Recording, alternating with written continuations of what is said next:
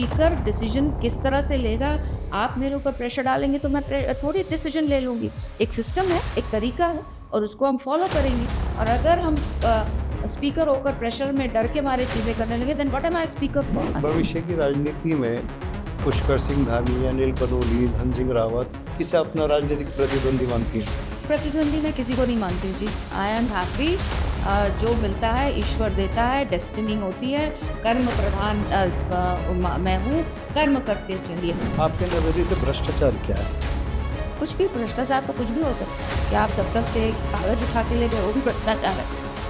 क्या अपने दफ्तर से आपने कागज़ क्यों उठाया? आपकी प्रॉपर्टी नहीं है? सो भ्रष्टाचार कुड बी एनीथिंग। कोई ज़रूरी नहीं कि 1000 करोड़ से भ्रष्टाचार। भैया आप अपने अखबार अपने दफ्तर से क्यों लेके गए? So how you define it, and with times how would you like to define it? भ्रष्टाचार तो कुछ भी हो सकता है। इतनी गाड़ियाँ लेकर क्यों आई हो, क्या ज़रूरत है?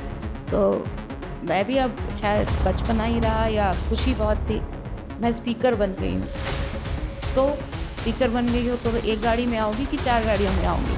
वो दिन और आज का दिन है, मेरी एक गाड़ी जाती है पिताजी के घर। लड़कियों को बहुत ज्ञान दिया जाता है, तुम इतना क्यों बोलती हो, इतना ज़ोर से क्यों हंस रही हो, किचन में जाओ, खाना बनाओ, भैया पढ़ रहा है। भैया क्यों नहीं किचन में जा सकता है? लड़कों को संस्कार देने का समय आ गया है। लड़कों से पूछा जाए कहाँ से इतनी देर तक, इतना देर कहाँ से घूम के आ रहे हो, क्या करके आ रहे हो? आपको हराने के लिए कोर्ट द्वार भेजा गया, तो एनजीओ में जो फंड आता है वो पैसा कहाँ से जुटाती है? आम जीवन इंसान के लिए ज़्यादा ज़रूरी है या वीआईपी जीवन? नमस्कार, रॉ एंड रियल में आज आपका स्वागत है। और आज हमारे मेहमान हैं उत्तराखंड विधानसभा की अध्यक्ष रितु खंडूरी। रितु खंडूरी वो शख्सियत हैं जिन्हें उत्तराखंड विधानसभा की पहले महिला अध्यक्ष होने का गौरव मिला है। और रितु खंडूरी जी ने बचपन से ही एक फौजी परिवार में अपना पालन पोषण किया। उसके बाद में जिनसे शादी हुई वो ब्यूरोक्रेट थे और ख़ुद शिक्षा से जुड़ी रहीं, यानी कि बचपन से ही अनुशासन का पाठ पढ़ा। और अब उत्तराखंड के सत्तर विधायकों की प्रिंसिपल हैं, उन्हें अनुशासन का पाठ पढ़ाती हैं। मैडम, आप बहुत बहुत स्वागत है। धन्यवाद, सभी को नमस्कार। मैम, बचपन से ही आप एक अनुशासन वाले माहौल में रहीं जी फौजी परिवेश में रहीं, जी तो अनुशासन कूट कूट के आपके व्यक्तित्व में है। जी और फिर उसके बाद में ब्यूरोक्रेसी में आपके शौहर रहे, जी आप खुद शिक्षा से जुड़ी रहीं। जी तो आपने कभी सोचा था कि पूरे उत्तराखंड के 70 विधानसभाओं के एक से एक हुड़दंग, एक से एक बदमाश, एक से एक कलाकार टाइप के विधायक उन्हें हेड करेंगी आप? देखिए, ऐसा है कि ये कभी भी नहीं सोचा था। अनुशासन जीवन में शायद जिस दिन से पैदा हुई थी, अनुशासित रहने का पाठ हर रोज़ मिलता था। अनुशासन अपने जीवन को किस तरह से आप जिएंगे, उसमें अनुशासन होना चाहिए। उठने से लेकर और सोने तक हर चीज़ में हमेशा से ये कहा गया है कि डिसिप्लिन सबसे ज़रूरी है, अनुशासन सबसे ज़रूरी है। स्कूलों में भी जहाँ भी मैंने पढ़ा, स्कूल की भी जो मेरी शिक्षा रही, और क्योंकि सैनिक की बेटी हूँ तो पूरे भारतवर्ष में पढ़ी हूँ, कभी साउथ में, नॉर्थ में, ईस्ट में, वेस्ट में। लेकिन स्कूल से भी यही सीखा कि सबसे महत्वपूर्ण जो ट्रेट है, जो जीवन को सफल बना सकता है, वो डिसिप्लिन है। तो बचपन से ये रहा है। और जब मैं राजनीति में आई और अचानक मुझे स्पीकर बना दिया गया, तो मुझे नहीं लगा था कि इतनी जल्दी पहले मैं स्पीकर बनूंगी। लेकिन वो अनुशासन जो कूट कूट के भरा गया था, जैसे आपने कहा, वो आज ज़रूर सदन को चलाने में बहुत महत्वपूर्ण भागीदारी निभाता है। आप अपने जीवन के काफ़ी साल गुजारने के बाद जी राजनीति की तरफ रुख किया। जी क्या आपके पिताजी का सैनिक बैकग्राउंड होना, सख्त होना, आपको राजनीति की तरफ लाने से रोकता रहा? बहुत लेट आपकी एंट्री राजनीति में हुई। देखिए, मैं आपको बताना चाहूँगी, मेरे पिताजी ने, मेरे माँ ने हम दोनों भाई बहनों को कभी इनकरेज नहीं किया। उनकी पॉलिटिकल जर्नी जब शुरू हुई 1991 में, उससे लेकर 2014 तक मैं कभी भी दोनों भाई बहन हम कभी कहीं फ्रंट में थे ही नहीं। भाई मेरा विदेश था और मैं मेरे हस्बैंड क्योंकि बिहार काडर के आईएएस अफसर हैं, तो मैं ज़्यादातर पटना या बिहार में रही। और पिताजी और माँ ने डिस्करेज ही किया। उन्होंने कहा आप सरकारी नौकरी में हैं, आप अपना जो आपकी कर्म भूमि है वहाँ आप कार्य करिए। ये ज़रूर है कि इलेक्शन के दौरान मैं दिल्ली से जो भी उनको सपोर्ट कर सकती थी इन टर्म्स ऑफ कि बैनर भेजने हैं या कुछ इस तरह से, तो वो मदद रही। लेकिन 2014 तक बिल्कुल हमको डिस्करेज किया गया और 2014 में भी क्योंकि माँ गढ़वाल में नहीं आ पाए, उनका हिप बोन का फ्रैक्चर हुआ था, कूल्हा टूट गया था, इसलिए वो नहीं आ पाई और पिताजी कोटद्वार हार चुके थे। और ये बात हुई थी कि परिवार तो दिखा ही नहीं कोटद्वार में। तो हमने ज़िद की और पिताजी फिर भी बहुत खुश नहीं थे, लेकिन मैं और मेरे भाई हम पहुँचे और फिर हम उस चुनाव में हम पूरा रहे। तो कभी भी घर से मैं कहूँ कि मेरे पिताजी ने या माँ ने इनकरेज किया है कि नहीं, क्योंकि मैं राजनीति में हूँ आपको भी आना ही होगा, ऐसा कुछ नहीं था। तो इसलिए जब समय था, जब मुझे समझा गया, देखा गया, मेरी कार्यशैली को शायद देखा गया 14 से 17 के बीच में, तब मुझे ये बहुत बड़ी अपॉर्चुनिटी दी गई। मेजर जनरल भुवन चंद खंडूरी एक विश्वास का नाम है। ख़ास तौर से जनरल साहब 5 बार लोकसभा के सांसद रहे। गोल्डन ट्रायंगल जैसा जो प्रोजेक्ट भारत में, जिसने भारत में इतिहास रचा, वो उनके नाम दर्ज है। 2 बार मुख्यमंत्री रहे। उनके राजनीतिक प्रतिद्वंदियों ने जो भी षड्यंत्र रचा, कोर्ट द्वार से उन्हें खंडूरी है ज़रूरी के बावजूद हार का सामना करना पड़ा। उस वक्त परिवार की और आपकी मन की पीड़ा क्या थी?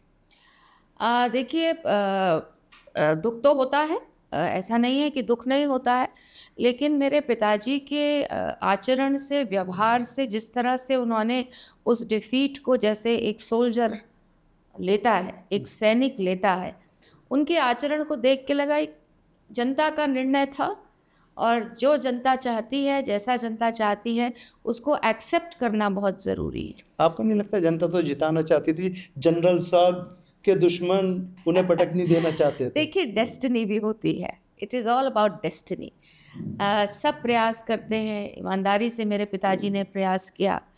अ, कोटद्वार उनकी कर्म भूमि, जैसे आपने कहा 5 बार के लोकसभा के सांसद रहे हैं, उनकी कर्म भूमि रही है और उन्होंने उस क्षेत्र के लिए किया भी है।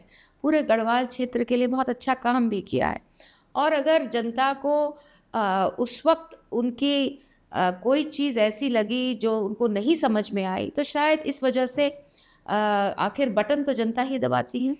क्या ऐसा नहीं लगता आपको कि जब आप पहली बार विधायक बनी 2017 में, जी। आपको बहुत हल्के में लिया गया और लेकिन भविष्य में खतरे की घंटी भी माना गया और इसी वजह से आप पहली बार सांसद बनने के बावजूद मंत्री नहीं बन पाई।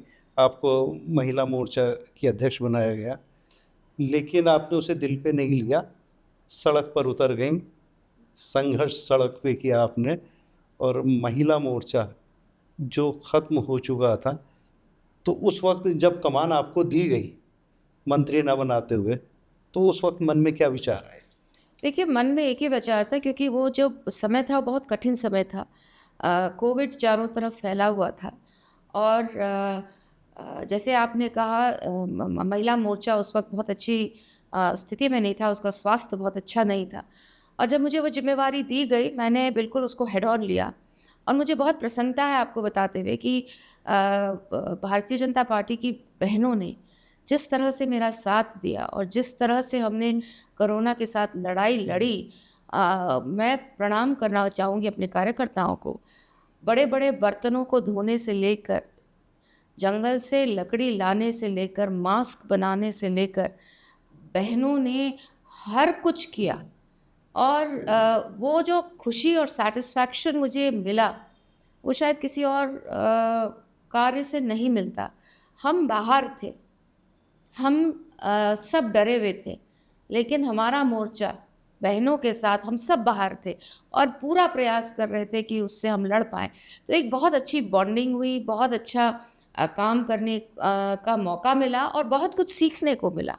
सो आई थिंक देखिए मंत्री बनो ना बनो, मैंने जैसे कहा डेस्टिनी है, बट मेरे 5 साल यमकेश्वर के लिए मेरे लिए लर्निंग थे।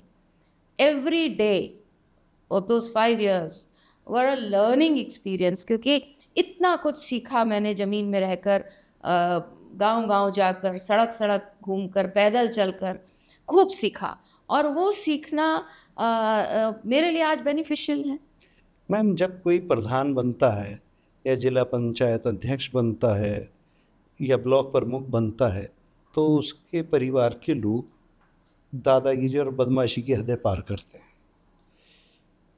आप तो एक मुख्यमंत्री की बेटी थीं, 2-2 बार के मुख्यमंत्री।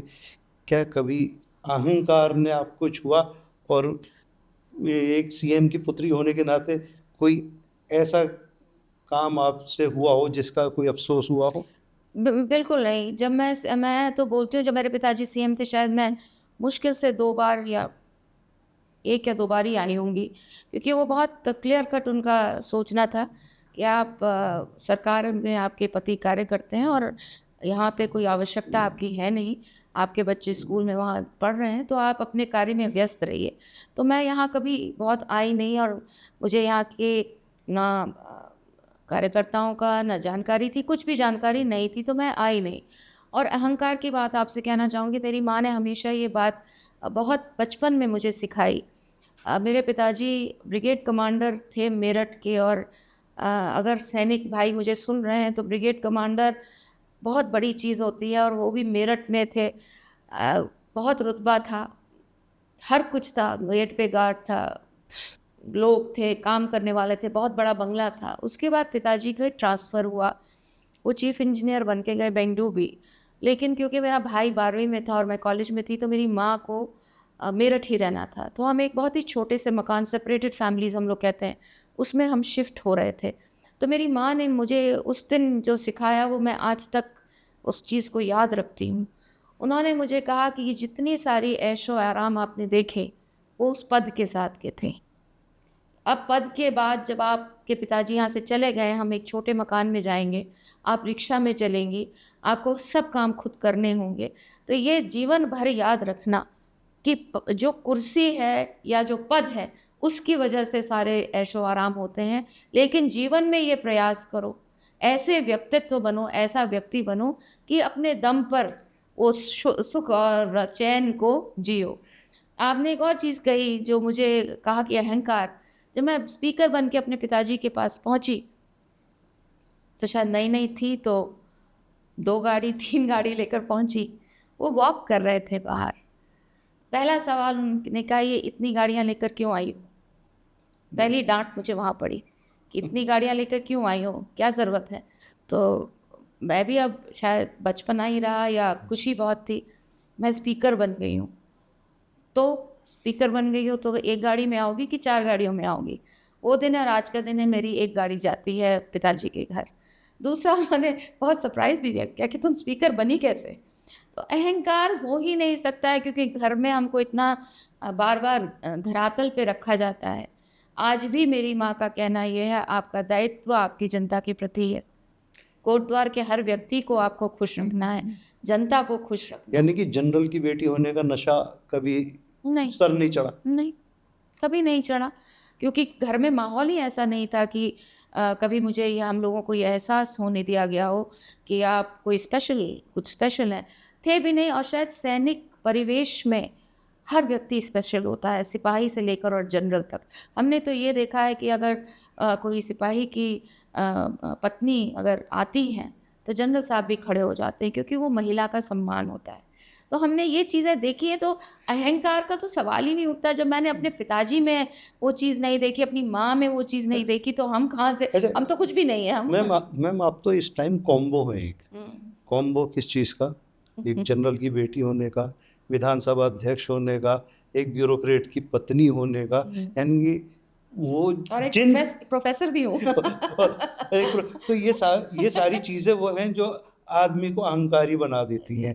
तो इस कॉम्बो के बावजूद भी, जैसे प्रधान पति होते हैं, मेयर पति होते हैं, जी, क्या जी। राजेश जी ने कभी स्पीकर पति होने वाला रोल अदा किया? राजेश कभी भी मेरी कॉन्स्टिट्यूएंसी में नहीं आए। यमकेश्वर वो कभी नहीं आए।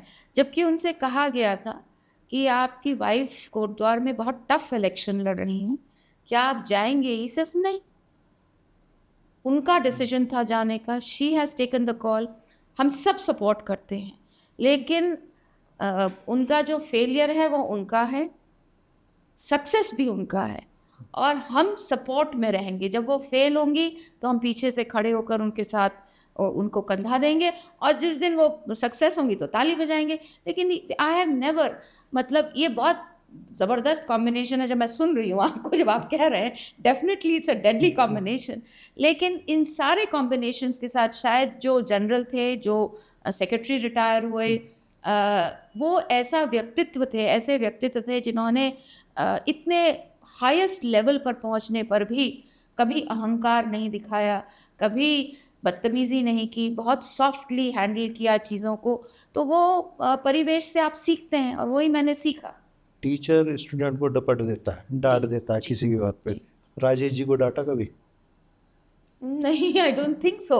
हमारा बहुत अच्छा वो रिलेशनशिप, टच वुड, बहुत अच्छा है and it's been a very supportive relationship. In fact मेरे ससुराल का मैं अगर आपको बताऊँ, मेरी मदर इन लॉ अनपढ़ थीं, वो सिर्फ़ अपना नाम साइन कर सकती थीं और उस महिला ने एक सेक्रेटरी बनाया भारत सरकार में।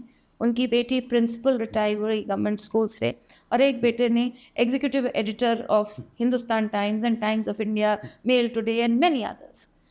वो कहती थी कि बेटा तुमको जो करना है, तुम करो। मैं घर सँभालूँगी, मैं घर देखूँगी। तो इतना सपोर्टिव फैमिली के साथ मैं आगे बढ़ी हूँ तो और एक ही सोच मेरे माँ के यहाँ से भी और ससुराल से भी यही मिला है कि ठीक है पद मिला है, बट नो बिग डील। ठीक है आपको पद मिला है, काम के लिए मिला है, आपके अहंकार के लिए नहीं मिला है, आपके लिए कुछ नहीं। ये आपको ईश्वर ने इतनी बड़ी कृपा आपके पे की है कि आप जनता की सेवा करिए और वही शिक्षा मिलती आई है। तो और घर में सब दे पुल यू डाउन। हमारे घर में ऐसे लोग हैं कि पहले जो आप गलत कर रहे हो वो बताने का प्रयास करते हैं। तो देयर इज़ नो चांस कि हमको अहंकार कहीं से आ सकता। मैम, जब आप यमकेश्वर की विधायक थीं, तो आपका रिकॉर्ड भी अच्छा था, जी, जनता में लोकप्रिय भी थीं। जी, लेकिन जो अपना ऑब्जर्वेशंस हैं कि जनरल खंडूरी की बेटी भविष्य में किसी के लिए पॉलिटिकल खतरा हो सकती है, तो क्या ये कोशिश की गई कि आपको टिकट ना दिया जाए और मजबूरी में कोट द्वार में 10-15 दिन पहले आपका नाम अनाउंस हुआ, तो उस वक्त आपकी सोच क्या थी? और तैयारी तो आपके राजनीतिक प्रतिद्वंदियों ने पूरी की, जनरल खंडूरी की बेटी कभी भी बड़ा खतरा हो सकती है। देखिए ये परसेप्शन है, सबको देखने का है। जिस दिन मेरा टिकट यमकेश्वर से कटा, मैं दिल्ली में थी and that's what I am saying. घर में इतना सपोर्ट था, मेरे हस्बैंड ने कहा ठीक है, इट्स ओके, नाउ व्हाट, कहाँ जाना है वेकेशन में, कहाँ घूमने जाओगी? बच्चे भी आए, उन्होंने कहा माँ कहाँ चलना है बताओ। मतलब ऐसा कोई हमें ठीक है बुरा लगता है, देखिए क्योंकि मैंने बहुत ईमानदारी से यमकेश्वर में काम किया, पूरा प्रयास किया। 70 विधायकों में शायद मैं एक ही थी जिसने एक किताब छापी कि मैंने 5 साल में ये काम किए। So I did my work honestly, but वो पार्टी का निर्णय था। I was nobody to question it और मैं आज तक कभी क्वेश्चन नहीं करती हूँ। There must be a reason क्यों वो किया गया, क्या कारण था, क्यों मुझे कोटद्वार भेजा गया, मुझे नहीं पता। It was for a newcomer जिसने पॉलिटिक्स का पी भी नहीं देखा था, not with a father also. तो आई बाहर से देखा था, अंदर से तो हमने देखा नहीं। जीत गए, अच्छा काम किया, कोटद्वार मिला, 12 दिन में कोटद्वार को जीत कर आ गए। So I think I did not question anything. Moreover I am a great believer in destiny. आपको हराने के लिए कोट द्वार भेजा गया। आई डोंट नो, पर मैं तो जीत कर आई। आई डोंट नो, लेकिन मैं जीत कर आई और जनता का मैं आभार व्यक्त करती हूँ, बहनों का बहुत आभार व्यक्त करती हूँ कि वो उन्होंने मुझे एक्सेप्ट किया। और खासकर जो आदरणीय प्रधानमंत्री जी का जो प्लेटफॉर्म था उसी को लेकर मैं गई कि हम विकास की बात करेंगे, हम वर्गों की बात नहीं करेंगे, हम धर्म की बात नहीं करेंगे, हम जात पात की बात नहीं करेंगे, हम एक प्लेटफॉर्म में डेवलपमेंट की बात करेंगे। एंड आई थिंक एक ब्रेथ ऑफ फ्रेश एयर की तरह शायद मैं वहाँ आई होंगी, because I was at with in 7-8 days। First 7 days बहुत टफ थे। खौफ ज़्यादा तो रही होंगी, जहाँ से जनरल साहब हार गए तो रितु कैसे जीतेंगी? मैं नहीं थी, खौफ ज़्यादा नहीं? नहीं थी मैं। मुझे बहुत लोगों ने बोला कहाँ जा रही हो, सुसाइड, खुदकुशी करने जा रही हो, पर मैं नहीं थी। I was not, I was ready to take it on as a challenge. अब यमकेश्वर भी जब गई थी मुझे कुछ नहीं पता था। तो वहाँ रितु खंडूरी जीती थी या भाजपा जीती थी? वहाँ भाजपा, जनरल खंडूरी और रितु खंडूरी तीनों एक बढ़िया कॉम्बिनेशन हो गया। और आई थिंक ये तीनों का बहुत बड़ा वहाँ पर रोल रहा, क्योंकि अगर भाजपा का संगठन नहीं होता तो अकेले चलना बहुत कठिन काम है। जनरल साहब का नाम था, जनरल साहब को जाना जाता था, मुझे कम जाना जाता था। ऑफ कोर्स यमकेश्वर में, क्योंकि काफ़ी यमकेश्वर के लोग कोटद्वार में भी रहते हैं और मेरी कार्यशैली के बारे में सुनते होंगे या जानते होंगे गांव में, वो एक बहुत बड़ा एडवांटेज था। बट विदाउट द कार्डर हम, इट इज़ डिफ़िकल्ट। जब आप कोटद्वार फाइट कर रही थी, उससे पहले आपका जो बैकग्राउंड रहा, सफदरजंग हॉस्पिटल, एम्स, जी वहाँ आप अपने एनजीओ के माध्यम से लोगों जी को जी खाना खिलाने का काम कर रही थी, एक जन का काम कर रही थी, इंसानियत का काम कर रही जी। थी। लेकिन ये कहीं ना कहीं ये तो सवाल पैदा करता है कि सरकारी सिस्टम में कोई ना कोई खामी होगी जो आप जैसी महिला को आगे आना पड़ा। कहाँ आगे आना पड़ा मतलब? एम्स सफदरजंग में सरकारी सिस्टम फेल हो रहे होंगे, नहीं, तभी ऐसा आपको नहीं, ऐसा देखिए, करना पड़ा। ऐसा नहीं, ऐसा नहीं क्योंकि है। एनजीओ का रोल तो तभी शुरू होता है नहीं जब सरकारें अपने मिशन में फेल नहीं, होती ऐसा हैं। नहीं। देखिए, MSW एक वहाँ पे होता है जहाँ पर आप वो लोग प्रयास करते हैं कि लोगों के साथ काम कर सकें, और अंदर के सिस्टम में तो हमने कुछ किया ही नहीं। हम तो तीमारदारों को के साथ जो पेशेंट्स के साथ जो तीमारदार आते हैं, हम उनके साथ काम कर रहे थे। और साथ ही साथ देखिए, एम्स इस बहुत बड़ा ऑर्गेनाइजेशन है और बहुत लोगों को केटर करता है। अब तो बहुत एम्स खुल गए हैं, अब तो फिर भी प्रेशर हो सकता है थोड़ा कम हो, लेकिन जब मैंने 2000 में काम शुरू किया था वहाँ, उस वक्त मैंने ये देखा था कि पेशेंट्स की तो अंदर बहुत ज़्यादा केयर होती है, लेकिन तीमारदार के लिए जैसे अब धर्मशाला खुल गए हैं, बहुत सारे सिस्टम्स अब बन गए हैं, उस वक्त कम थे। तो हम उनकी देखभाल करते थे, और साथ ही साथ जो बहुत गरीब पेशेंट आता था और उसको अगर कोई हेल्थ असिस्टिव की आवश्यकता थी, वो हम देते थे। साथ ही साथ भोजन खिलाते थे। और देखिए, ये ट्रेडिशन मेरे फैमिली में रहा है। चंद्र वल्लभ ट्रस्ट के बारे में आपने सुना होगा, जिसने आपके दादाजी 1930s में, दादाजी के नाम से आपके। बिल्कुल 1930s में हमने विदेश पढ़ने मुकुंदी लाल बैरिस्टर जी को लॉ पढ़ने भेजा था। So I think it was in the system, हमारे यहाँ वो था। तो ये जय दुर्गा सामाजिक कल्याण संस्थान मेरे दादा दादी के नाम पर है, जय वल्लभ खंडूरी दुर्गा तो देवी एनजीओ का खंडूरी। जो फंड आता है वो जी। पैसा कहाँ से जुटाती हैं आप? मेरा जो एनजीओ का फंड आता है वो हम फैमिली के विदिन करते हैं। हम सरकार से पैसा नहीं लेते हैं, हम किसी ऑर्गेनाइजेशन से पैसा नहीं लेते हैं।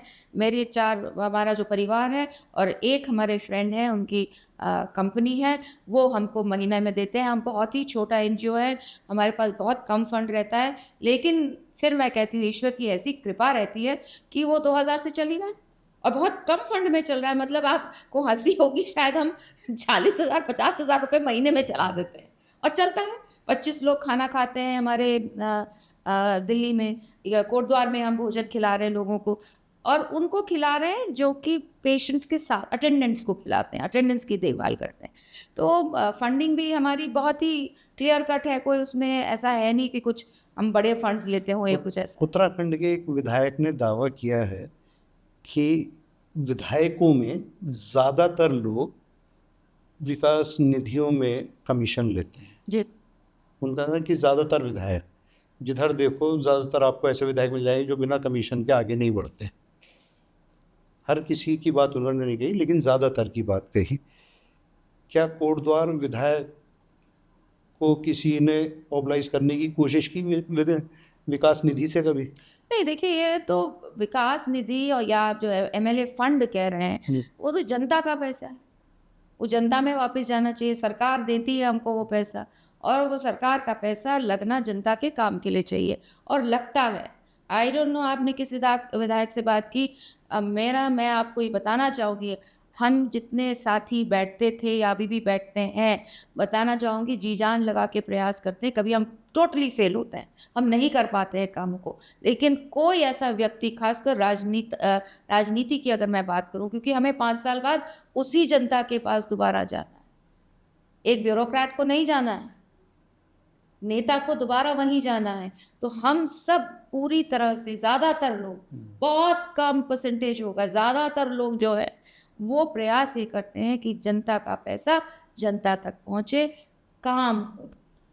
मैम, अगर हम कुछ धंधों की बात करें तो उनके तार राजनेताओं से जुड़ते हैं, खासतौर से विधायकों और सांसदों से जुड़ते हैं।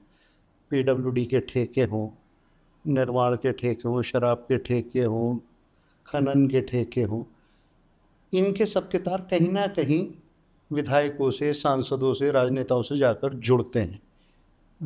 यानी कि राजनीति के लिए जो एक मोटा पैसा चाहिए होता है, इन 4-5 धंधों से ही आता है। आपकी सोच क्या है इस तरीके की कार्यशैली पर? देखिए, मेरे तो कहीं कोई तार जुड़े नहीं हैं। तो आई रियली डोंट नो कि इसमें क्या होता है या क्या नहीं होता है। अपनी तरह से मैं इसलिए बार-बार यंगस्टर्स को कहती हूँ, become strong financially and then come into politics, because politics is not about earning money, it is about doing good deeds. Because मैं बिना विधायक, जब मैं विधायक नहीं थी, मैं बहुत घूमी हूँ गढ़वाल कॉन्स्टिट्यूएंसी में पिताजी के इलेक्शन के बाद। चाय ज़रूर, 1 कप चाय ज़रूर आपको पिला देते हैं लोग, लेकिन आपकी बात को नहीं सुनते हैं। लेकिन एमएलए बनने के बाद मुझे इतना ज़बरदस्त ये प्लेटफ़ॉर्म मिला, I could make a difference in the life of people of Yamkeshwar. So this is a huge thing that I am getting. इससे मतलब इतनी ताकत मिलती है आपको जब आप सरकार के अंदर होते हैं और सरकार का रिप्रेजेंटेशन करते हैं as even opposition. You are now heard, आपकी एक आवाज़ जो है वो सुनी जाती है। तो इस प्लेटफॉर्म को हमें उसी के लिए यूज़ करना चाहिए जो हम सोच के करने के लिए आए हैं, और वो है जनता की सेवा करना, जनता तक जैसे प्राइम मिनिस्टर कहते हैं, आखिरी व्यक्ति तक पहुँचिए। आपको पायदान पर आखिरी व्यक्ति तक पहुंचना है। सो ये संस्कार के साथ हम चलते हैं। और खासकर मैं अपनी बात करूं, एक सैनिक की बेटी हूं, भारतीय जनता पार्टी की कार्यकर्ता हूं, और आदरणीय प्रधानमंत्री जिस तरह से हमको इंस्पायर करते हैं, specially being a woman, I am inspired उनकी कार्यशैली से, उनके बोलने के तरीके से, उनके काम जो वो करते हैं, और जो हमको आदेश होता है कि भाई आपको काम जनता के लिए करना है। और आपको बताना चाहूँगी, it gives you a lot of pleasure. अगर मैं शौचालय लेकर जा रही हूँ और दिख रहा है मुझे शौचालय है, गैस का 4000 का चूल्हा 70 साल लग गए साहब हमको मिलते-मिलते, 70 साल लग गए। आज वो जब ज़मीन पे देखती हूँ तो it gives me a lot of pleasure. So this is politics for me, that I see a change. और ये लास्ट 10 इयर्स में अपनी बात करूँगी, पहले क्या हुआ नहीं हुआ मैं नहीं बात करना चाहूँगी, लेकिन मैंने पिछले 8 साल में ज़मीन पे चेंज होते हुए देखा है। और ये इसलिए हुआ है कि ये सोच, ये संस्कार हमको दी जा रही है कि आपको जनता के लिए काम करने के लिए बैठाया गया है, और आप उसको ही करिए। अच्छा मैम, जिस तरीके से आप कोटद्वार की विधायक हुई कठिन परिस्थितियों में, तो आपके सामने चुनौतियाँ ठीक ठाक थी, लेकिन आपने अपना कॉम्बो का भरपूर इस्तेमाल किया। ब्यूरोक्रेसी किसी भी काम को लटकाने में माहिर होती है, और कोटद्वार के बहुत सारे मुद्दे जो लटके हुए थे, तो आपको मालूम है ब्यूरोक्रेसी को कैसे ट्रीट करना है, पॉलिटिकल सर्किल को कैसे अपने कंट्रोल में करना है। तो मैं बात कर रहा हूँ कि जो एसटीपी प्लांट आप कोटद्वार में लाई, वहाँ के सीवरेज सिस्टम के लिए आप पूरी मेहनत कर रही हैं। तो यानी कि जो मुद्दे कोटद्वार की जनता काफ़ी दिनों से इंतज़ार कर रही थी, तो आपने वहाँ एसटीपी लाने के बाद में और वहाँ के सड़कों पर जो काम किया है। और तीसरा जो कॉम्प्लीमेंट आपके लिए कि आपने केंद्रीय विद्यालय, 85 केंद्रीय विद्यालयों में से सिर्फ कोटद्वार का केंद्रीय विद्यालय ही धरातल पे आ पाया। यानी कि आपने ब्यूरोक्रेसी की नस पकड़ी और दबाई और एग्जीक्यूट कर दिया आपने कोटद्वार में। तो ये सब चीजें किन किन दुश्वारियों का सामना करना देखिए पड़ा ऐसा आपको? है, कहना आसान है कि ये सब मैंने किया है, but that is not the truth. Hmm, सच्चाई ये होती है कि आपके साथ बहुत सारे फैक्टर्स काम करते हैं। केंद्र विद्यालय नहीं आता अगर चीफ मिनिस्टर वो नियम नहीं बदलते कि हम फ्री ज़मीन नहीं देंगे। उन्होंने उन तक मेरी बात पहुंची, उन्होंने ये निर्णय लिया कि केंद्र विद्यालय, क्योंकि भारत सरकार के कामों के लिए स्टेट गवर्नमेंट नहीं देती है, उनकी पॉलिसी है। But he change that policy and he said कि नहीं भाई, हम इसको देखेंगे, और केंद्र विद्यालय के लिए, स्कूल के लिए अगर हमसे ज़मीन मांगी जाएगी, हम फ्री ज़मीन देंगे। तो सीएम का वहाँ पे रोल रहा, ब्यूरोक्रेसी का, चाहे वो एजुकेशन सेक्रेटरी हो, एजुकेशन मिनिस्टर हो, सबका अपनी अपनी जगह होता है। टू से कि मैंने कर लिया is not the right thing. मेरा काम पुश करना था, मेरा काम उसको लाना था, मेरा काम सीएम साहब के पास 10 बार जाना था, मेरा काम सेक्रेटरी से बात करना था। वो मैं करती रही, लगातार करती रही, दिल्ली भी जाती रही, लेकिन कॉम्बिनेशन वर्क करता है। उसी तरह से पानी का 373 करोड़ का काम पानी का हो रहा है। सो इट इज़ नॉट अलोन। अब एडीबी से मैं प्रपोज़ल भेज सकती हूँ, मैं प्रपोज़ल पुश कर सकती हूँ, लेकिन कोटद्वार तक आना तो गवर्नमेंट का काम है, गवर्नमेंट वर्क करती है। इसी तरह से नमामि गंगे में पहुँची, एसटीपी के लिए मैं पहुंची, वहाँ पर मैंने बहुत बातचीत की, यहाँ से भी प्रपोजल बैठाया। So it is a combination of all of us. ऐसा नहीं कह सकते कि because as a MLA I have certain powers, but इतने नहीं है कि मैं सब कुछ कर तो लूँ। यानी कि हम ये मान सकते हैं कि मुख्यमंत्री धामी की दरिया दिली है नहीं बिल्कुल कोटद्वार है, पर। नहीं बिल्कुल कोटद्वार है। पर आई आई एम मैं तो बार बार बोलती हूँ, अगर 1,000 करोड़ का काम हुआ है कोटद्वार में, 50 करोड़ की अगर दीवारें बनी हैं, सड़कें कम से कम 30-35 करोड़ की सड़कें बनी हैं, केंद्र विद्यालय आया है, नया बस अड्डा बन रहा है 9 करोड़ का, 3-3 हमारे पास बच्चियों के लिए हॉस्टल्स बने हैं, एक डिग्री कॉलेज में बना है, एक नेताजी सुभाष चंद्र बोस का एक हॉस्टल चल रहा है, जहाँ हम गरीब बच्चों को, जिनके माँ बाप नहीं है, उनको पढ़ाते हैं। इस तरह के अनेक काम हुए। It is because the government wants to do good work in all the constituencies. क्योंकि केवल कह देना कि एक कॉन्स्टिट्यूंसी को आगे बढ़ाएंगे तो उत्तराखंड विकास करेगा, ऐसा तो मुझे नहीं लगता किसी की सोच है। मैम, उत्तराखंड राज्य राजनीतिक अस्थिरता का गढ़ बन गया था जिन हालात में पुष्कर धामी मुख्यमंत्री बने। हर आदमी मान के चल रहा था कि सत्तारूढ़ दल की हालत सही नहीं है। ऐसे में एक नौजवान मुख्यमंत्री के तौर पे प्रधानमंत्री जी की तरफ से, केंद्र की तरफ से दिया गया पुष्कर धामी। लेकिन पुष्कर धामी ने न केवल उनका भरोसा जीता, बल्कि एक स्थायी भाजपा की सरकार देकर जो एक संदेश दिया। तो क्या आप मानती हैं कि पुष्कर धामी जैसे नौजवानों को राजनीति में आगे आना चाहिए? बिल्कुल, देखिए स्टेबिलिटी बहुत इम्पोर्टेंट होती है।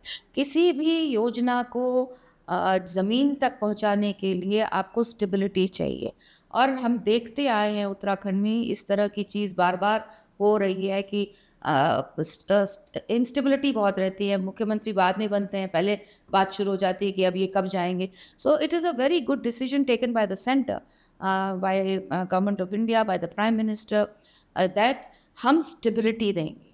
और आप जब स्टेबिलिटी देते हैं तब नेचुरल है कि योजनाएं जो मुख्यमंत्री शुरू करते हैं वो पूरे होते हैं। और बिल्कुल सही कह रहे हैं, यंगस्टर्स को आना चाहिए, ज़्यादा से ज़्यादा लोगों को, ऐसे जो पढ़े लिखे हैं, शिक्षित हैं, जो एक डिफरेंस करना चाहते हैं, जो अपना पेबैक कहते हैं कि अब हमने अपने जीवन में बहुत कुछ अच्छा कर लिया है, बहुत अच्छी शिक्षा प्राप्त कर ली है, अब शायद समय आ गया है कि हम उत्तराखंड के लिए कुछ अच्छा करें, कुछ नई चीज़ करें। साइंस, टेक्नोलॉजी, इनोवेशन, स्टार्टअप्स, ऐसी चीज़ों को लेकर पहुँचे ताकि हम उत्तराखंड को और आगे बढ़ा सकें, और इसमें मुझे पूर्ण विश्वास है कि युवा तो करेगा ही। मैम, जिन परिस्थिति में पुष्कर सिंह धामी मुख्यमंत्री बने उस दौरान आपका भी नाम मुख्यमंत्री के तौर पर लिया जा रहा था। तो लेकिन किस्मत ने साथ दिया पुष्कर सिंह धामी का। आप भी भावी मुख्यमंत्री के तौर पर देखी जा रही थी। तो मुख्यमंत्री ना बन पाने का कोई मलाल दिल में है, या पुष्कर धामी को अपना राजनीतिक प्रतिद्वंदी भी मानती है? आपको लगता है? आई एम तो हैप्पी। मुझे तो, मैं बता रही हूँ, जिस माता-पिता ने कहा कि तुम स्पीकर कैसे बन गई और मंत्री की जो मेरी कहानी है पहली बार की, आप आदरणीय अजय भट्ट जी से पूछिएगा, वो आपको बताएँगे। मैं नहीं बोलना चाहूँगी यहाँ पर, वो आपको बताएँगे।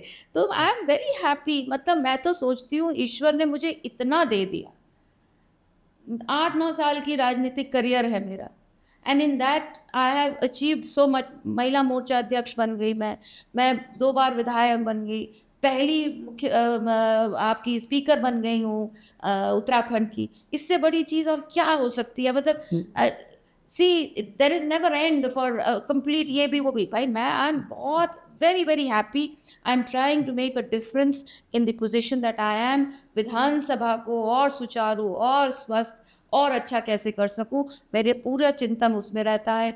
आदरणीय मुख्यमंत्री जी बहुत अच्छा काम कर रहे हैं, करते रहे। हम तो चाहेंगे उत्तराखंड प्रोग्रेस करे। After all that is what we are, हम वो ही एम कर रहे हैं। एंड अच्छा काम कर रहे हैं, स्टेबिलिटी दे रखी है, बहुत अच्छी बात। भविष्य की राजनीति में पुष्कर सिंह धामी, अनिल पनोली, धन सिंह रावत, किसे अपना राजनीतिक प्रतिद्वंदी मानती हैं? प्रतिद्वंदी मैं किसी को नहीं मानती हूँ जी। I am happy. जो मिलता है ईश्वर देता है, डेस्टिनी होती है। कर्म प्रधान मैं हूँ, कर्म करते चलिए। सब साथी हैं, कुछ सीनियर हैं, कुछ मेरे साथ के हैं। सबको रिस्पेक्ट करती हूँ, सबका आदर करती हूँ, और वहाँ से भी उतनी ही रिस्पेक्ट और आदर मिलती है।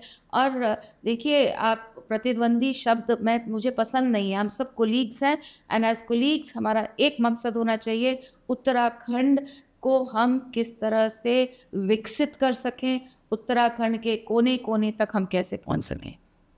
मैम, राजनीति जब आगे बढ़ती है, वंशवाद की राजनीति की चर्चा होती है कांग्रेस में। राहुल गांधी की बात करिए या बहुत से नेताएं, भाजपा हमेशा वंशवाद की राजनीति की बात करती है।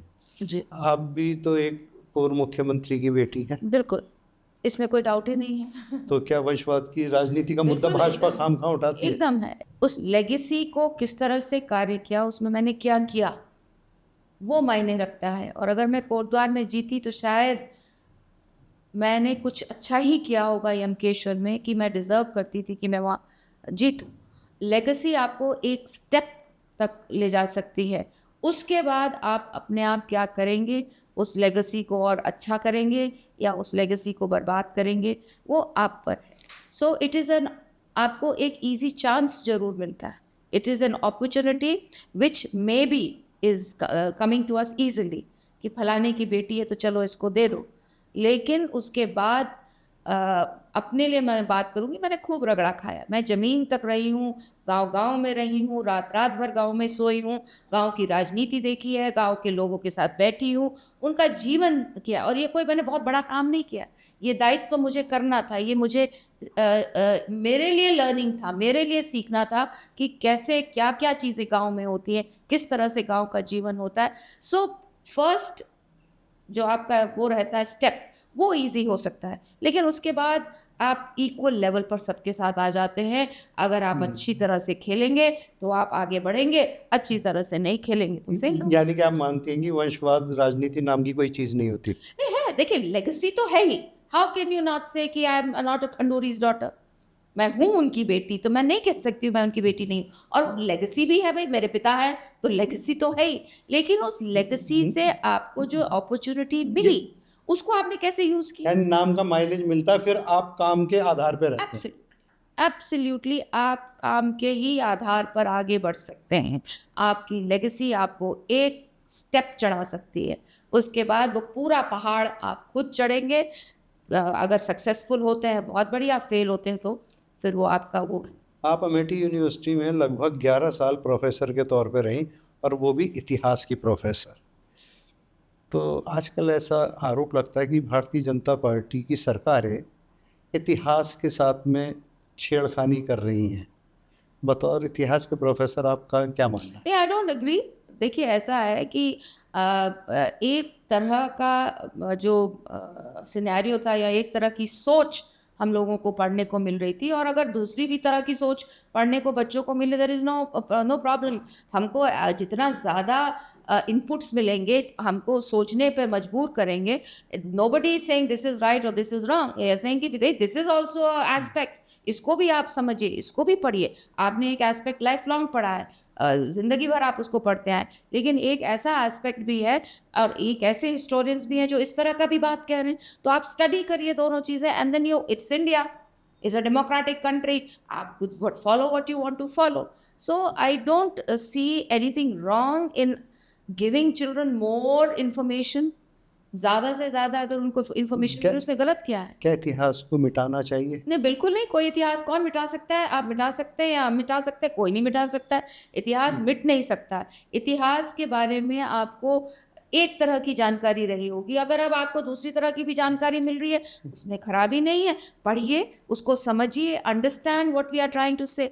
सो इतिहास कौन मिटा सकते तो हैं? क्या आप मानती हैं कि इतिहास के प्रोफेसर होने के नाते कि जो अभी तक इतिहास बच्चे पढ़ रहे थे, तो उस इतिहास में पूर्ववर्ती सरकारों ने या जो भी पॉलिसी मेकर्स रहे, उन्होंने इतिहास को तोड़ मरोड़ के पेश किया? आई फील दैट कि बहुत ज़्यादा जो क्लैरिटी होनी चाहिए थी या जो ट्रूथफुलनेस होनी चाहिए थी, एक एजेंडा के साथ हो सकता है कुछ लोगों ने इन किताबों को लिखा हो, वो दिखता है। And now when you start reading other books, other researchers, other, तो वो दिखता है। एंड आई एग्री कि एक एजेंडा रहा होगा, उस वक्त कुछ एजेंडा रहा होगा। मैम, आप जब मेरठ में नियुक्ति थी जनरल साहब की, उस टाइम आपकी स्कूलिंग सोफिया गर्ल्स स्कूल में हुई, जी Raghunath girls college RG college में हुई। जी।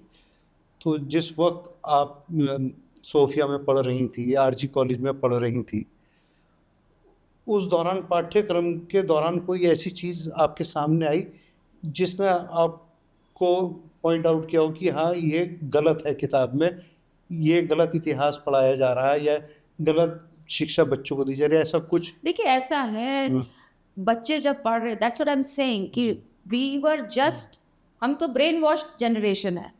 तो 2+2 4 है, बस बोलो 2+2 4 है। हम तो ब्रेन तो रट्टू तोते कि ये सही है। Today the generation started to question, और उस क्वेश्चन के जवाब हमको देने होंगे। हम तो रट्टू, हमें तो उगलो और वो करो, ब्रेन वॉश की यही सही है। And we would not question because we are not that generation to question. अगर किसी गुरुजी ने कह दिया ये काला है, हमने कहा जी गुरुजी काला है। आज नहीं है, आज बच्चा सवाल करता है कि बिल्कुल नहीं, हमको तो ये ग्रे दिख रहा है, आप कैसे काला कह रहे हो? So we have to be ready to answer their questions, and it's a good thing. इसीलिए मैं कहती हूँ जितना इनपुट्स आप दे सकते हैं बच्चों को, जितनी इंफॉर्मेशन दे सकते हैं बच्चों को, and let the child choose. हमारे पे वो नहीं था, we had no right to choose, we were just told this is it, ये पढ़ना है और यही सच्चाई है। आज बच्चा उस सच्चाई को क्वेश्चन कर रहा है, so what is wrong in it? I think it is a good way. Ma'am, आप एक जनरल की बेटी, एक ब्यूरोक्रेट की पत्नी है, ये दबदबा दिखाने की कोशिश शायद आपने विधानसभा में की, और वो दबदबा आपने दिखाया कि कांग्रेस विधायकों को एक तीसरे से एक साथ निलंबित कर दिया। तो ये दबदबा दिखाना था या अनुशासनहीनता को कंट्रोल करना था? देखिए, ऐसा है, ये पूरा प्रकरण क्या था ये? जब मैं विधानसभा के अंदर जाती हूँ, सदन में जब मैं कुर्सी पर बैठ जाती हूँ, फिर मैं सिर्फ एक स्पीकर हूँ। मैं उस वक्त ऋतु खंडूरी भूषण, अभी आपके साथ मैं ऋतु खंडूरी भूषण हूँ, but once I am on that chair, I am nothing more than the speaker. और एज अ स्पीकर मेरा दायित्व है कि मैं सदन की गरिमा रखूं, और उस सदन की गरिमा रखना सिर्फ मेरा ही दायित्व नहीं, सभी विधायकों का दायित्व है। आपका आचरण, आपकी भाषा, आपका बॉडी लैंग्वेज इस तरह से होना चाहिए कि आप उस सदन की गरिमा रखें। उस दिन, उस वक्त जो हुआ, उसमें होता है, पेपर फटते हैं, माइक भी फूटते होंगे, टूटते होंगे, टेबल भी टूटते होंगे, गाली गलौज भी होती होगी, लेकिन फॉर मी, मुझे नहीं लगा कि वो सही व्यवहार था।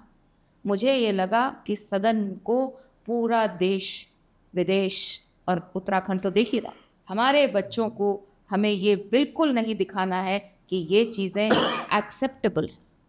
तो ये सदन राजनीतिक में नहीं, बाहर भी एक्सेप्टेबल। तो राजनीतिक दबाव में सस्पेंड किए थे आपने या?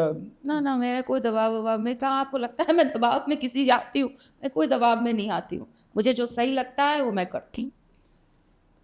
आदेश चौहान का भी एक प्रकरण हुआ था, तो उन्होंने कि स्पीकर को सही जानकारी, उसी पर सारा ये प्रकरण हुआ था। उन्होंने आदेश चौहान जी सही के, जानकारी नहीं दी गई।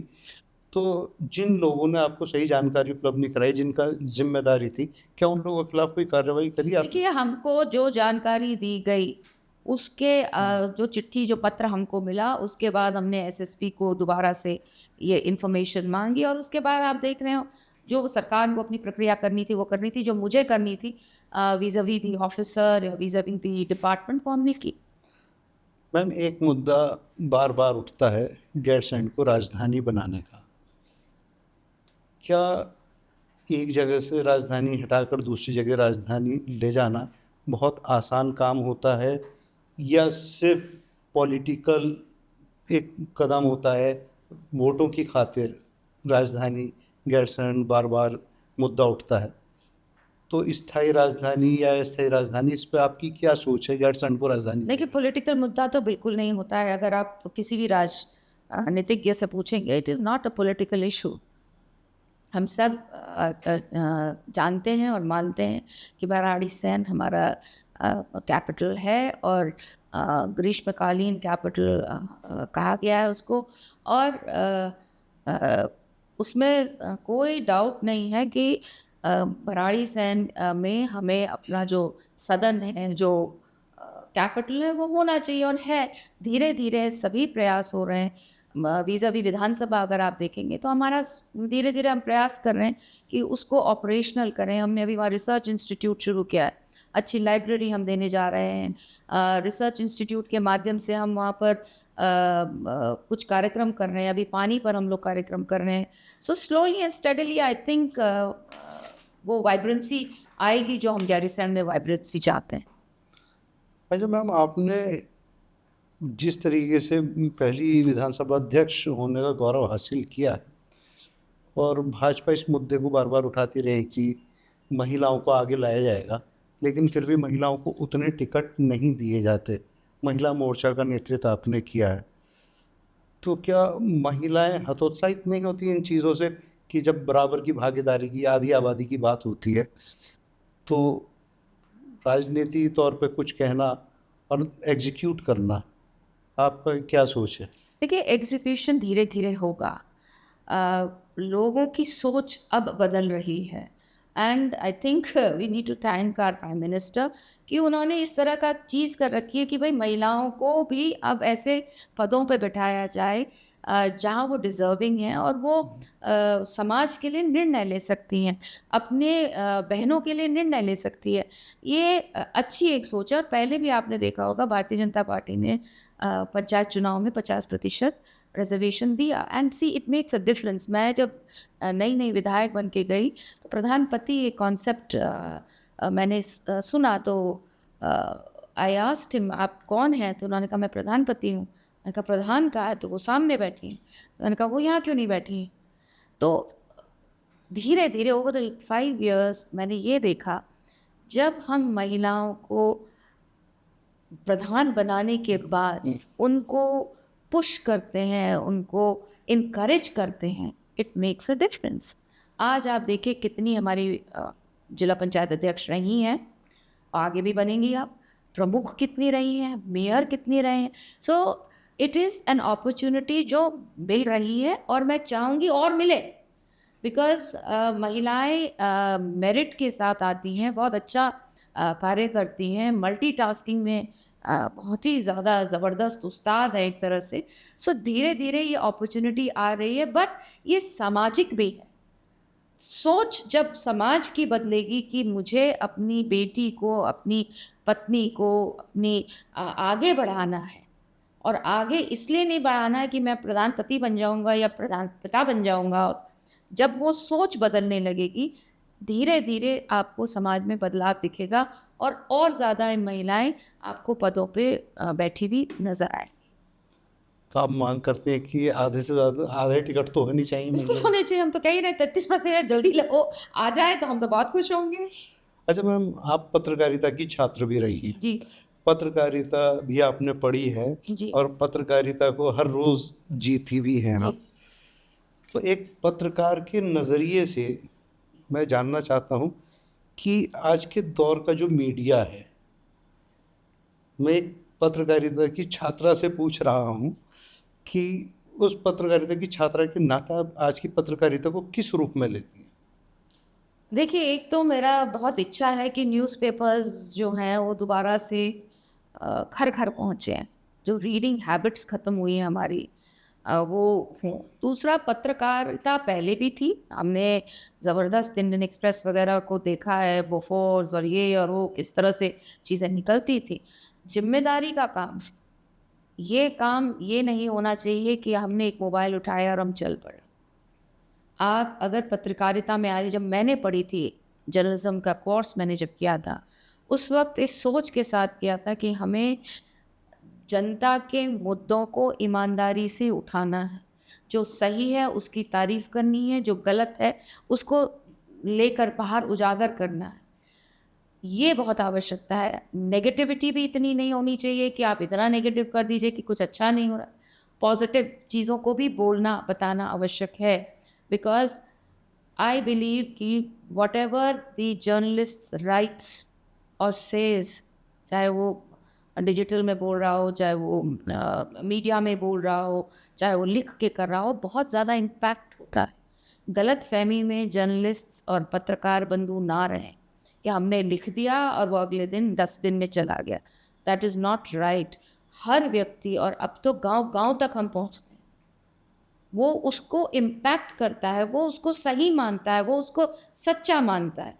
तो बहुत बड़ी जिम्मेवारी पत्रकारों पर है कि वो किस तरह से किस तरह की कार्यशैली को अपना रहे हैं, किस तरह से जनता के लिए काम कर रहे हैं। आफ्टर ऑल, आप भी तो एक स्तंभ है, you are also one part of democracy, जो जनता की बात को लेकर सरकारों तक पहुंचता है, बातों को उजागर करता है। तो बहुत जिम्मेदारी का काम है और हमें जिम्मेदारी से निभाना चाहिए। फ्रीडम और स्पीच के नाम पर सोशल मीडिया का जिस तरीके से जी आज का दौर चल रहा है, जी हर आदमी फ्रीडम और स्पीच के नाम पे सोशल मीडिया पे फेक न्यूज़ भी परोस रहा है, मिसलीड भी कर रहा है, मिसफीड भी कर रहा है।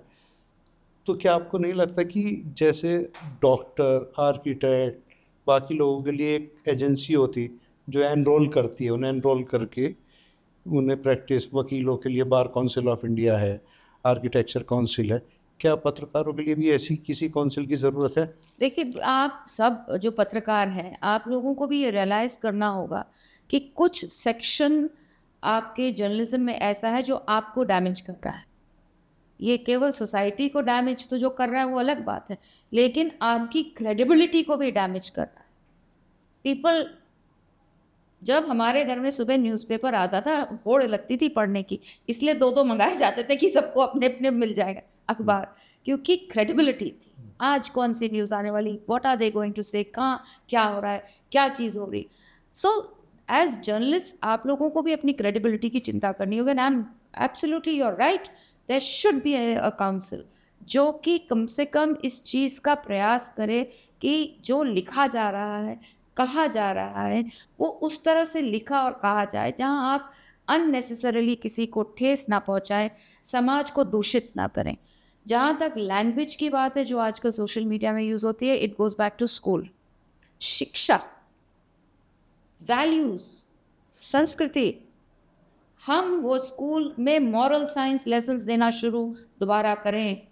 बच्चों को सिखाना होगा, अगर आपके सामने आपका दुश्मन भी खड़ा है, उसके साथ आपको किस तरह के शब्दों का इस्तेमाल करना है। और हम तो सब भारतवासी हैं, हम ही एक दूसरे को इतने अपशब्द कैसे कह दे रहे हैं। आखिर कल आपके साथ मुझे बैठकर चाय तो पीनी है, सोचिए तो सही। जैसे आदरणीय प्रधानमंत्री जी कहते थे ना, हमारे वाजपेयी जी, मतभेद हो सकता है, मनभेद नहीं होना चाहिए। और ऐसी भाषा, ऐसा आचरण, ऐसा व्यवहार मनभेद की तरफ बढ़ाता है। तो इसलिए बहुत आवश्यक है कि हम इन चीज़ों का ध्यान रखें। मैम, एक ईमानदार शख्स, ईमानदारी क्या होता है? आप अपने साथ ईमानदार रहिए, बिकॉज रात में आपको सोना तो अपने साथ ही है।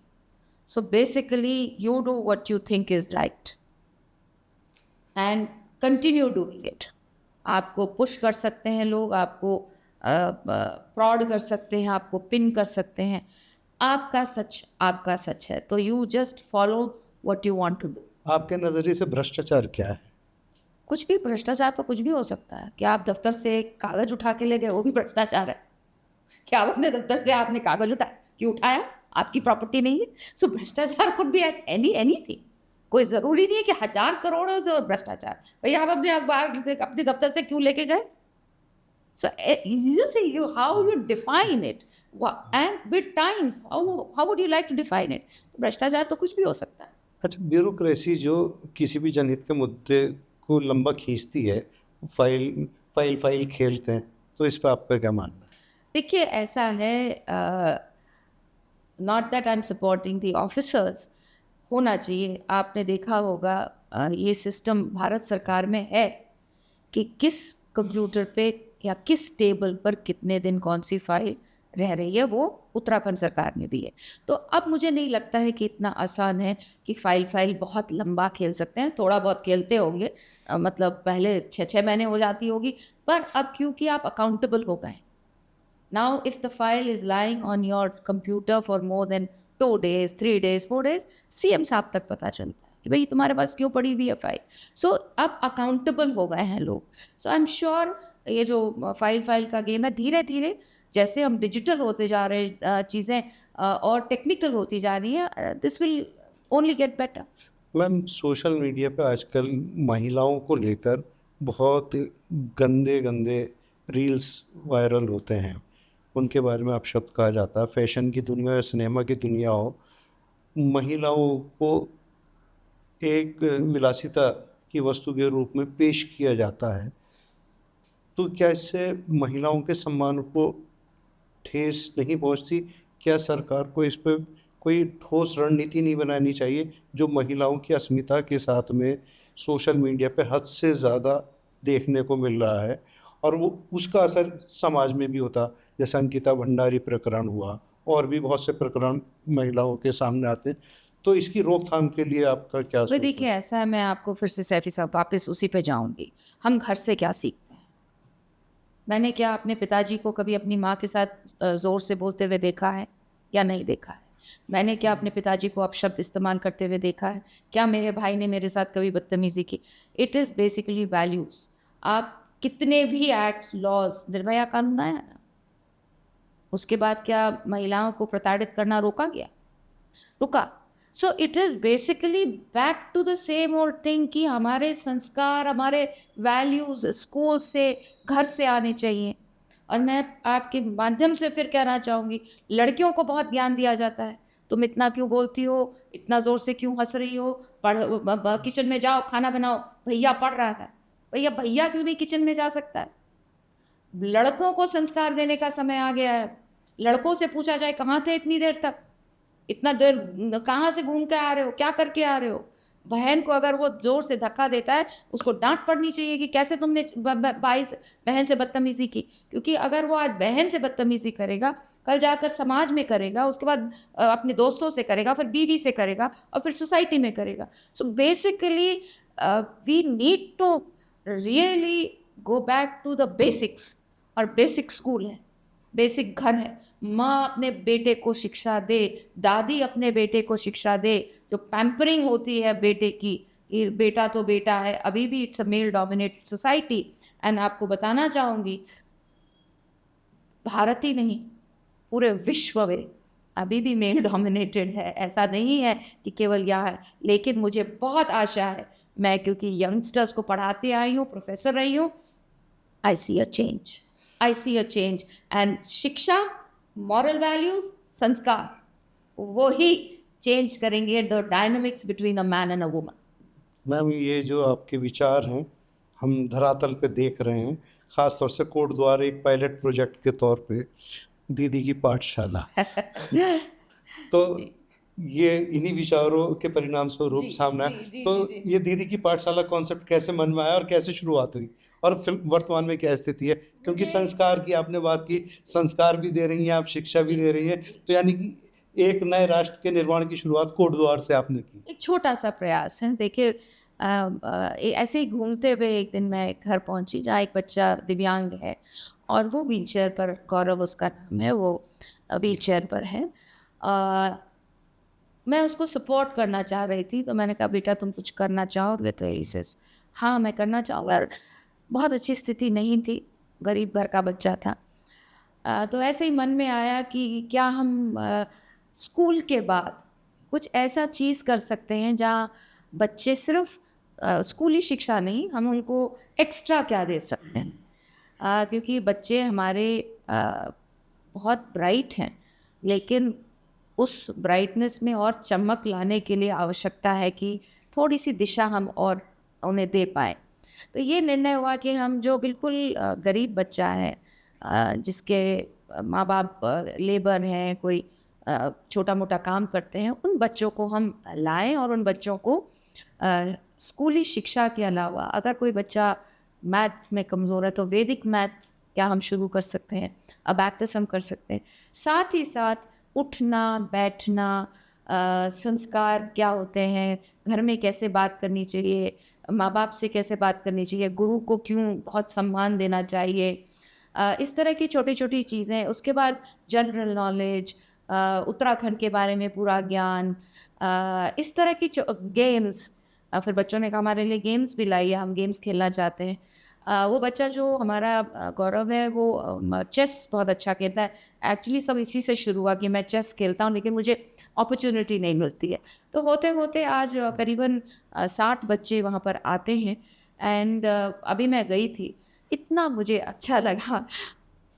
हिंदी में इतना अच्छा बोल रहे हैं, गढ़वाली में और अंग्रेज़ी में भी।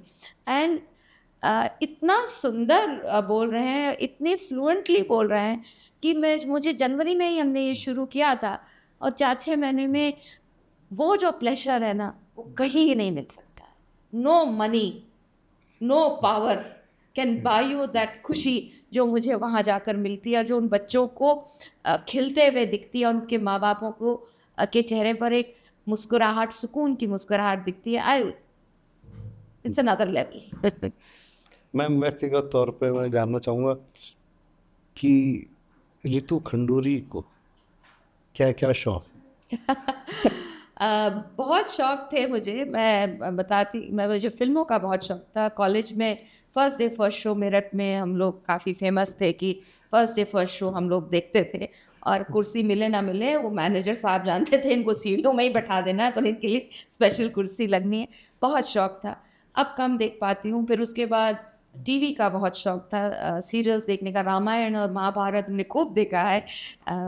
उसके बाद अब आजकल बहुत कम टाइम मिलता है सब चीज़ों का, लेकिन फिर भी प्रयास रहता है कि थोड़ा बहुत गार्डन को देख लें। किताबों को पढ़ने का पहले शौक था, अब वो भी ख़त्म, मतलब समय नहीं मिलता है। फ़िल्में तो देखने का कोई कहता है कि बहुत अच्छी फ़िल्म है, तो तब कभी मैं देखने चली जाती हूँ, नहीं तो तो मैम बहुत कम। मैम सुपर वीआईपी का जीवन आप जी रही हैं और आम जीवन भी आपने जिया है, आरजी कॉलेज सोफिया जी, वाला। जी। तो आम जीवन और सुपर वीआईपी जीवन में क्या अंतर महसूस करते हैं और क्या आम जीवन इंसान के लिए ज़्यादा ज़रूरी है या वीआईपी जीवन? देखिए, जिस दिन आपने अपने को सुपर वीआईपी समझ लिया, तो आप तो बर्बाद हो गए। हमको बचपन से, मुझे याद है मेरे हस्बैंड डीएम थे कैमूर में और मेरी सास और मैं रिक्शे में सब्ज़ी लेने जाते थे। कोई बहुत बड़ी बात नहीं थी क्योंकि पटना में हमको वही करना था, वहाँ कोई सुविधा नहीं थी। तो जिस दिन आप ज़मीन से उखड़ जाते हैं, अपनी रूट से उखड़ जाते हैं, उस दिन परेशानी ही परेशानी है। सुपर वीआईपी आप कुर्सी तक है, लेकिन कुर्सी के बाद भी अगर आप ये जीवन जी सकते हैं, तब मज़ा है। सुपर वीआईपी क्या होता है? आप जैसे यहाँ कुर्सी है तब तक सुपरवाइज़र, जिस दिन कुर्सी गई आप फिर ऋतु खंडूरी है, तो कुर्सी पर भी ऋतु खंडूरी रहिए, सुपर वीआईपी मत बनिए। और हम, मैं तो नहीं बन, मुझे आई जस्ट लव बीइंग ऋतु खंडूरी। अपने मस्ती करो, घूमो-फिरो, एन्जॉय करो, बहुत बड़ी चीज़ मिली है एंड आई थैंक गॉड। बहुत, मतलब मुझे बहुत ऐसी चीज़ मिली है, बहुत जल्दी मिली है। Having said that, respecting what I have got, super VIP जिस दिन आप बन गए उस दिन आपका विनाश शुरू हो गया क्योंकि आपको आखिर कुर्सी से उतरना ही है। मैम, अंत में मैं जानना चाहूँगा, संसदीय जो व्यवस्था होती है हाउस के अंदर, जी। उसका एक अलग ही नियम होता है और संसद या कोई भी हाउस होता है नियमों से चलता है। क्या कोई आम आदमी एक एप्लीकेशन आपको देकर कोई भी मांग कर सकता है? मिसाल के तौर पर एक निर्दलीय विधायक का प्रकरण आपके यहाँ पेंडिंग है, तो उसकी कोई संवैधानिक व्यवस्था होती है या कोई भी आपको एप्लीकेशन दे और कुछ भी मांग कर सकता है? देखिए, वो माँग तो मुझे पत्र आते रहते हैं, बहुत सारे पत्र आते रहते हैं, लेकिन मैं बिल्कुल नियम से चलती हूँ। नियम चाहे लोग कुछ भी कह दें, आपने तो हम बात कर इंडिपेंडेंट रहे हैं। विधायक की बात की हाँ, आपने। हाँ, विधायक उमेश लेकिन कुमार की देखिए, मैं बात ऐसा कर रहा हूँ। बहुत अच्छा है कि आप आजकल प्लेटफ़ॉर्म्स मिलते हैं, जहाँ आप अपनी बात कह सकते हैं, दूसरे को आप सुनना नहीं चाहते हैं, दूसरे के पास आप आते नहीं हैं, लेकिन आप अपनी बात कहना चाहते हैं, that is his point of view. जिस दिन मुझसे मेरा पॉइंट ऑफ व्यू पूछा जाएगा और सही प्लेटफ़ॉर्म पे पूछा जाएगा, वहाँ हम बताएँगे हम क्या कर रहे हैं। An interview is not a platform कि मैं आपको बताऊँ मैं क्या कर रही हूँ और क्यों नहीं कर रही हूँ और कैसे कर रही हूँ, कब कर रही हूँ, कितना किया। जिस दिन मुझे सही प्लेटफ़ॉर्म पे जहाँ मुझे बोलना है, जहाँ मुझे ज़रूरत है कहने की, मैं ज़िम्मेवार अपनी जनता के प्रति हूँ और जनता मुझसे पूछेगी तो एब्सोल्यूटली। और जो हमारे पास सवाल आते हैं, आरटीआई के माध्यम से आते हैं, टू आवर बेस्ट एफर्ट और नॉलेज हम उसको जवाब देते हैं। लेकिन आजकल बहुत आसान हो गया है कि प्लेटफ़ॉर्म पे आप बोल लीजिए, आप एक तरफ़ा चीज़ जो आपको बोलना है आप जी, बोल जी। लीजिए और कुछ भी कह लीजिए विदाउट रियलाइज़िंग कि आखिर आप उत्तराखंड स्पीकर के बारे में, आप रितु खंडूरी के बारे में नहीं बात कर रहे हैं। जी। जब आप बात करते हैं, आप उत्तराखंड स्पीकर के बारे में बात करते हैं, जिसकी पूरे जी। देश में उस चीज़ की चर्चा होती है, तो हमें सोच समझ के बात करनी चाहिए। पॉलिटिक्स होनी चाहिए, लेकिन पॉलिटिक्स इतनी भी ना हो कि आप उस स्टेट की गरिमा को चोट पहुँचाएँ। क्योंकि जैसे कोई भी नियम होता है कि हाउस एक विधायी संस्था है, कोई भी बताएगी तो सदस्यों के माध्यम से आएगी, तो कोई भी माँग बीइंग ए विधायक कर सकता है शायद। नहीं, नहीं, आप जनता भी आती है मेरे पास, ज ऐसा नहीं है, रोड्स के क्या लिए आती क्या है। 100 मोटो लेकर आप किसी भी चीज़ का संज्ञान लेके उस पे निर्णय ले सकती हैं हाउस में? सो ये अपनी जानकारी नहीं, के नहीं, लिए हम देखिए पूछ रहे हैं। ऐसे सो मोटो कुछ भी ऐसा जी, नहीं जी। होता। Yes, I can ask. जी। अगर कोई ऐसी सिचुएशन होती है जो कि मुझे लगता है कि उस क्षेत्र के लिए आवश्यक है, चाहे वो रोड हो, चाहे वो पानी का काम हो, चाहे वो कोई और काम हो, पत्र हम लिखते हैं, लगातार मैं पत्र लिखती रहती हूँ, लेकिन सदन में अगर उसकी आवश्यकता होती है absolutely I can ask the minister कि भाई आप इसके बारे में बोले। और बहुत बार हम कहते हैं कि भैया ये आपने ये इसका जवाब दीजिए या उसका जवाब दीजिए, तो so motto of course I can. नहीं, जैसे अभी एक सुप्रीम कोर्ट ने जजमेंट दिया कि विधानसभा अध्यक्षों को निर्णय जल्दी लेने चाहिए, तो निर्दलीय विधायक उमेश कुमार का प्रकरण आम जानकारी के मुताबिक ये लंबित है, लेकिन वो संवैधानिक प्रक्रिया के तहत है या नहीं वो आप बेहतर जानती हैं। बिल्कुल। और वो मैं इसीलिए मैंने कहा जिस दिन सही प्लेटफॉर्म पे मुझे पूछा जाएगा, हम बताएंगे हमने पिछले 3 साल में क्या किया या नहीं किया, हम बताएंगे उस क्या चीज़ को। क्या वो संवैधानिक प्रक्रिया के तहत विचाराधीन बिल्कुल, है? बिल्कुल रहता है और हम उस पे काम करते हैं और काम कर रहे हैं। एंड देखिए सुप्रीम कोर्ट ने ये कहा है कि निर्णय लेना है, कितने समय में लेना है, क्या लेना है, उन्होंने नहीं ये इस चीज़ के बारे में थोड़ी कहा है। And there are many cases, if you pick up Maharashtra, वहाँ पे there are many cases where the decision is left to the speaker. और स्पीकर डिसीजन किस तरह से लेगा, आप मेरे ऊपर प्रेशर डालेंगे तो मैं थोड़ी डिसीजन ले लूँगी। एक सिस्टम है, एक तरीका है और उसको हम फॉलो करेंगे। और अगर हम स्पीकर होकर प्रेशर में डर के मारे चीज़ें करने लगे, then what am I speaker for? I will work with the law, कानून के साथ काम करूँगी। आप बोलिए जिनको बोलना है, लेकिन अनफॉर्चुनेट बात ये है कि सामने आमने आकर बैठ के बात नहीं होती। सामने आमने आकर बात करें, जो चीज़ें हैं जो उनको मैं बता सकती हूँ। ऐसा नहीं है कि I can tell you everything. I am not bound to tell you everything and I should not tell you everything. जब आपको रिपोर्ट मिलेगी तब आपको दी जाएगी। अच्छा मैम, कोट द्वार को आपने एक भाजपा की ऐसी सीट बना दिया है और वो महिला मोर्चा के अध्यक्ष होने का जो अनुभव था आपके पास कि अब वहाँ से कोई भी विधानसभा चुनाव लड़ जाए, भाजपा कोट द्वार शायद नहीं हार पाएगी, तो इसके लिए आपने क्या स्ट्रेटजी अपनाई और लोगों का विश्वास कैसे जीता? देखिए ऐसा है कि मैं जो भी करती हूँ बहुत ईमानदारी से करती हूँ। लोग कहते हैं कि बहुत गुस्सैल है, गुस्सा आ जाता है, लेकिन मैं किसी को हार्म नहीं करती हूँ। गुस्सा उस वक़्त आता है क्योंकि आप क्यों परेशान हो रहे हैं? क्यों कष्ट आप कर रहे हैं? जब ये गलत है, जो गलत है, जो गलत है। जो हो सकता है वो 100% होगा, जो नहीं हो सकता है मैं आपको झूठ बोलूँ क्योंकि मुझे राजनीति करनी है, वो मैं नहीं करती हूँ। बहुत से लोगों के साथ ये बात कनेक्ट की है और ख़ासकर बहनों के साथ कनेक्ट की है। आई am absolutely clear with them. Malanpur में देर हुई, बहनों ने हल्ला किया, उनके साथ बैठी, समझाया। उसके बाद उन्होंने मुझे हमेशा सपोर्ट किया।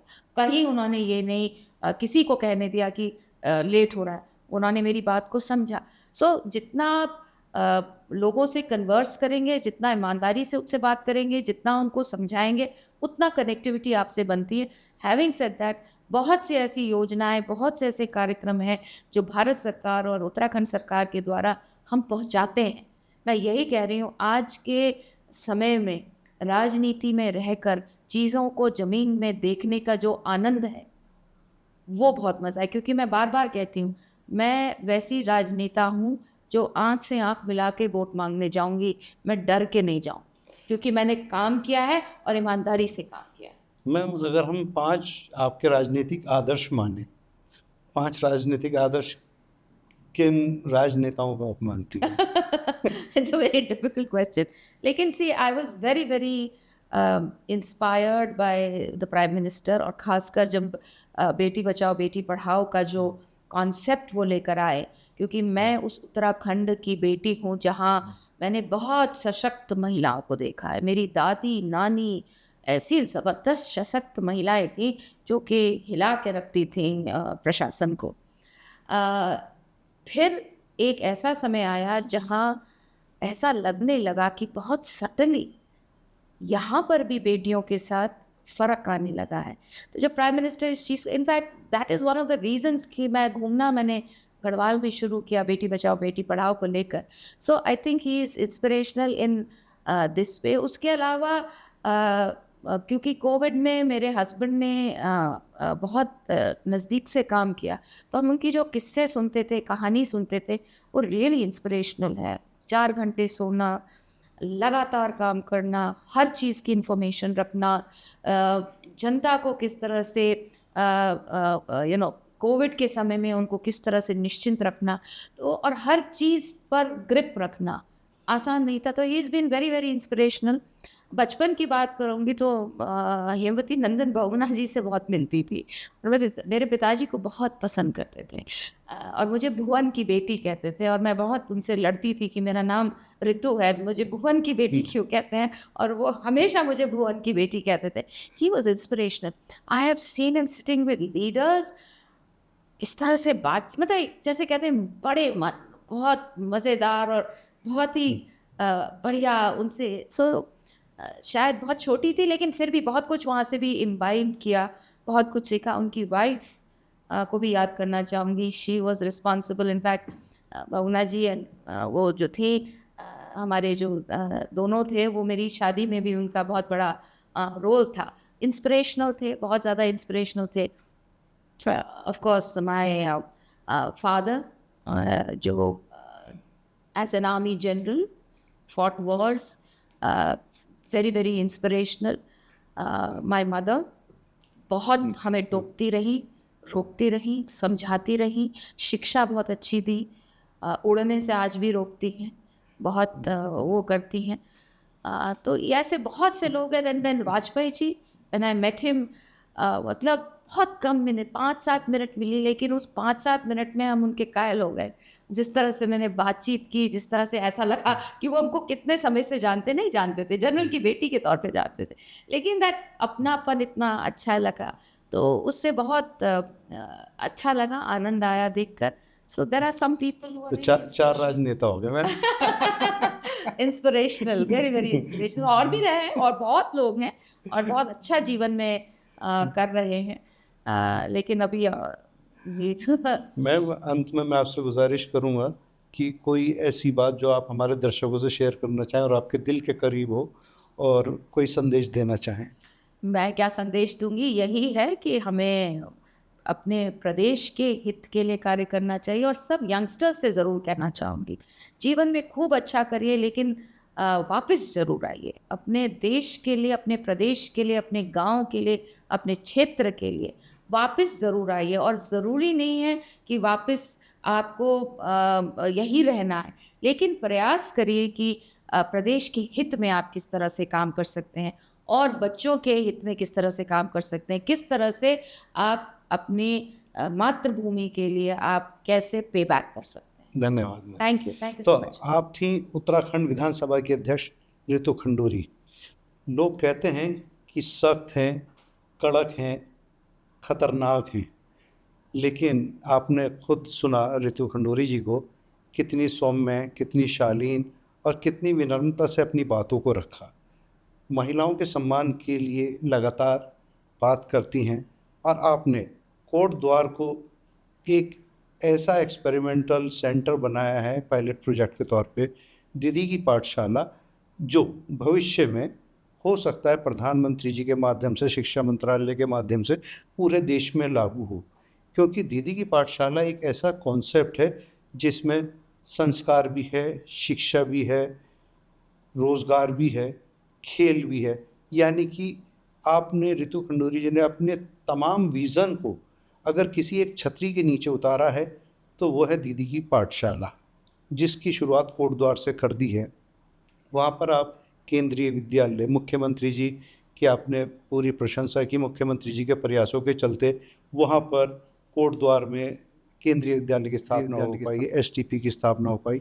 यानी कि रितु खंडूरी वो बेटी हैं जिसने अपने पिता की राजनीतिक हार को स्वीकार करते हुए ये बताया कि एक सैनिक कैसे स्वीकार करता है, एक खिलाड़ी कैसे स्वीकार करता है। लेकिन उसी मैदान में रितु खंडूरी गई और उस कोटद्वार को एक अभय दुर्ग किला बना दिया कि जहाँ से भाजपा शायद ही कभी नुकसान उठा पाए। रितु खंडूरी सीधे तौर पे चाहती हैं कि जितनी भी महिलाएं हैं वो आत्मनिर्भर बने, आगे आएँ, और सरकार से लगातार कोशिश कर रही हैं कि जो रिज़र्वेशन महिलाओं को देना चाहिए, जिससे कि बेटियां भी आगे आकर मेन स्ट्रीम का हिस्सा बन सकें और एक समाज, एक मजबूत समाज की स्थापना कर सकें। तो आज हमारे साथ रितु खंडूरी जी ने जो अपने विचार व्यक्त किए, वो हमें एक दिशा देते हैं, एक मार्गदर्शन देते हैं, और हमें आगे बढ़ने की प्रेरणा देते हैं। फ़िलहाल मोहम्मद सलीम सैफ़ी को दीजिए इजाज़त। नमस्कार।